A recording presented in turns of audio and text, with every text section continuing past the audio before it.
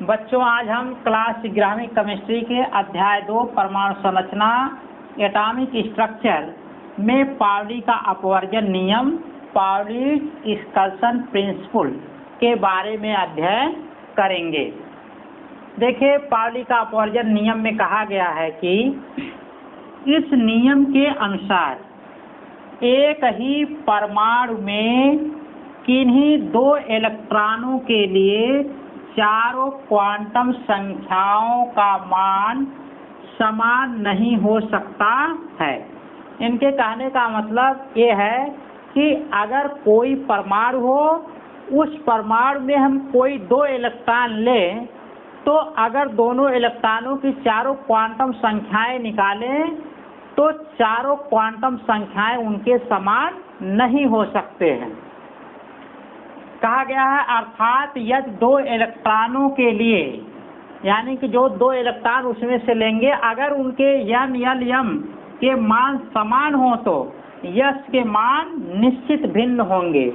अगर मान लीजिए कि दो इलेक्ट्रॉनों के लिए तीन क्वांटम संख्याएं n l m, यानी कि principal quantum number, azimuthal quantum number और मैग्नेटिक क्वांटम नंबर अगर समान होते हैं तो उसका स्पिन क्वांटम नंबर अवश्य भिन्न होगा। अब ऐसा क्यों होता है? देखिए, अगर मान लीजिए कि दोनों इलेक्ट्रॉन अलग अलग कोष के होते हैं तो निश्चित रूप से उनके n ही अलग हो जाएंगे।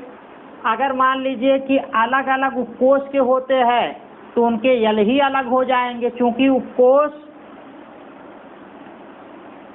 जो उपकोष होते हैं उनका संज्ञान किससे होता है? यल से होता है। और जो कक्षक होते हैं उनका संज्ञान हमको यम से होता है, यानी कि यम से कक्षक की जानकारी मिलती है, यल से उपकोष की जानकारी मिलती है और यन से क्या मिलता है? कोष की जानकारी मिलती है, और यश से उसके चक्रण यानी कि स्पिन के बारे में जानकारी मिलती है।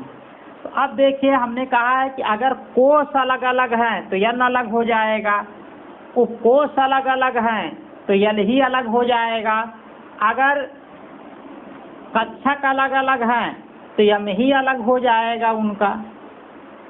तो कहने का मतलब ये है कि अगर किसी कारणवश मान लीजिए कि उनके तीनों क्वांटम संख्याएं समान होते हैं तो यश निश्चित ही भिन्न होगा। तीन क्वांटम संख्याएं n l m कब समान होंगी?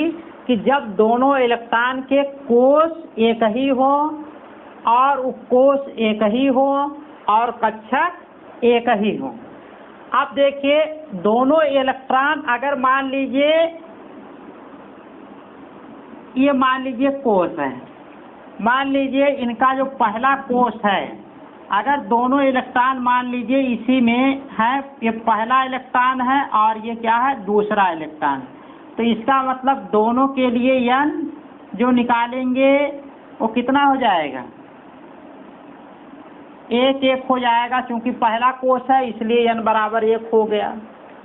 अब देखिए, अगर मान लीजिए एक ही उपकोष है, अगर एक ही उपकोष हैं उनके, तो दोनों इलेक्ट्रॉनों के लिए l का मान क्या होगा? समान होगा, यानी कि जो भी l निकालेंगे दोनों इलेक्ट्रॉन के लिए, चूंकि एक ही कोष ले रहे हैं तो एक ही उनका उपकोष ले रहे हैं।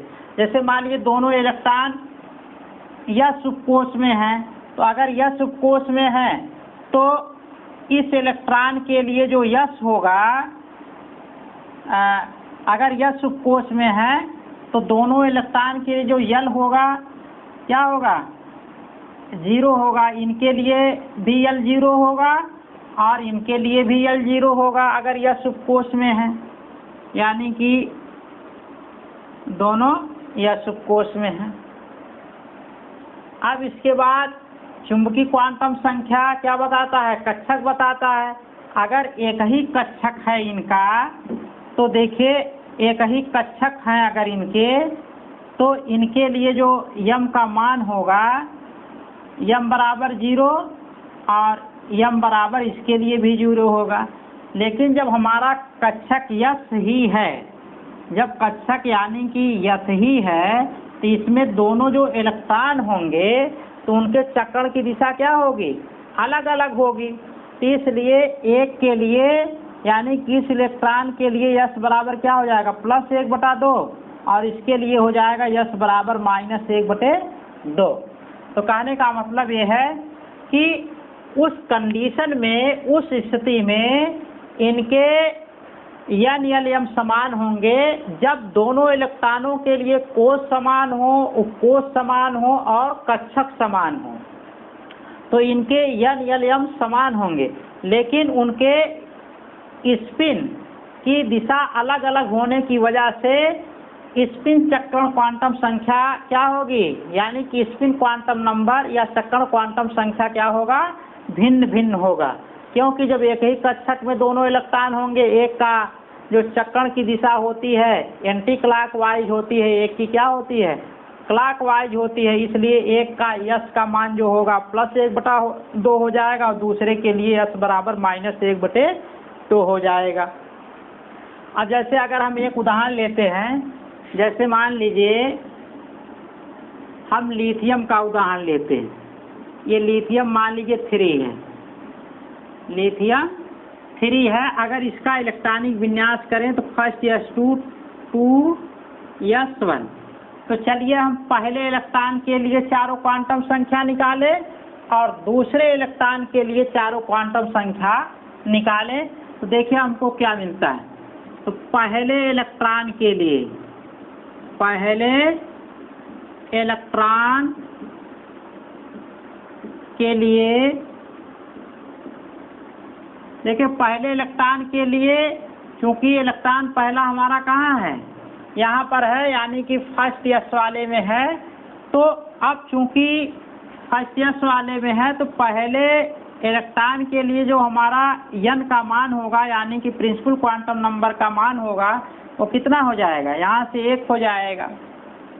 और जब इसके लिए l निकालेंगे तो चूंकि s में है तो s के लिए l का मान कितना होता है, 0 होता है। और जब m निकालेंगे तो चूंकि s उपकोश में है तो s उपकोश में एक ही कक्षक होता है। तो यहाँ जब निकालेंगे, ये देखिए एक कक्षक बनाकर और इलेक्ट्रॉन इसमें दोनों डालेंगे, तो चूंकि पहले इलेक्ट्रॉन के लिए निकाल रहे हैं तो अच्छा यहाँ कक्षक को जब दर्शाएंगे तो ये पहला कक्षक है तो ये क्या हो जाएगा, 0, क्योंकि हम जानते हैं m का मान क्या होता है, +l 0 से -l तक। तो उसके हिसाब से इसके m का मान क्या हो जाएगा, 0 हो जाएगा। तो पहले इलेक्ट्रॉन के लिए m बराबर कितना हो जाएगा, 0 हो जाएगा। अब इसके बाद देखें इसका जो स्पिन है यहाँ पे, तो s बराबर कितना हो जाएगा, +1/2 हो जाएगा। अब अगर दूसरे इलेक्ट्रॉन के लिए निकालें तो दूसरे इलेक्ट्रॉन के लिए, दूसरे इलेक्ट्रॉन के लिए देखिए दूसरा जो इलेक्ट्रॉन है इसी कोश के उसी उपकोश में भी, यानी कि पहले कोश में है और पहले यस उपकोश में है। तो यहाँ हो जाएगा हमारा n बराबर 1 और l बराबर क्या हो जाएगा, यस उपकोश में है तो 0। अब देखिए जब m ज्ञात करेंगे तो चूंकि ये यस उपकोश है तो एक ही कक्षक होगा। जब दोनों इलेक्ट्रॉन इसमें हैं इस कक्षक में तो यहाँ दिखाएंगे और यहाँ m का जो मान होगा 0 हो जाएगा। देखिए दोनों इलेक्ट्रॉनों के लिए। अब यहाँ चूंकि दूसरा इलेक्ट्रॉन है इसलिए m बराबर क्या हो जाएगा, 0, और यस जो होगा दूसरे इलेक्ट्रॉन के लिए ये एंटी क्लॉकवाइज है इसलिए -1/2 हो गया। तो यहाँ हम देख रहे हैं कि इन दोनों इलेक्ट्रॉनों के लिए, यानी कि लिथियम में जो पहले और दूसरे इलेक्ट्रॉन हैं, अगर उनके n l m और s निकालें तो हम देखते हैं कि n l m तो समान है, लेकिन उनका स्पिन क्वांटम संख्या क्या है, भिन्न है।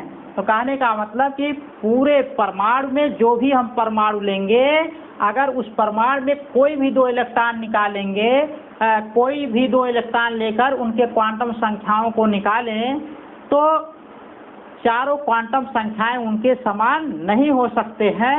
अगर मान लीजिए n l m समान हो गए तो उनका स्पिन क्वांटम संख्या अवश्य भिन्न होगा।